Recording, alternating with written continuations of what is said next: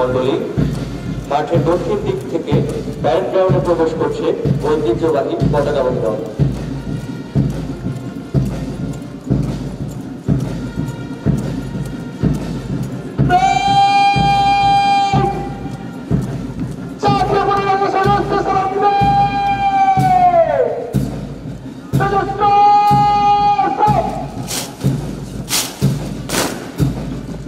সবুজ জমিনে লাল সূর্য আঁকা জাতীয় পতাকা বাংলাদেশের স্বাধীনতা, সার্বভৌমত্ব এবং মর্যাদার প্রতীক।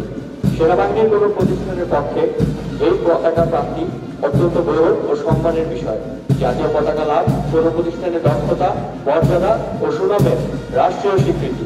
পতাকা প্রদানের মাধ্যমে সংশ্লিষ্ট ইউনিটের কর্মদক্ষতার প্রতি রাষ্ট্রের পরিপূর্ণ আস্থা প্রকাশ পায়। 1979 সালের 20 নভেম্বর the East Bengal regimental centre এ গৌরব সম্মানে ভূষিত হয়। আজকের প্যারেডে জাতীয় পতাকা বহন করছেন warrant officer Mohammad Bashir Uddin. Army training and doctrine কমান্ডের পতাকা বহন করছেন সার্জেন্ট মোহাম্মদ জুয়েল রানা এবং রেজিমেন্টাল পতাকা বহন করছেন কর্পোরাল মোহাম্মদ আব্দুর রশিদ।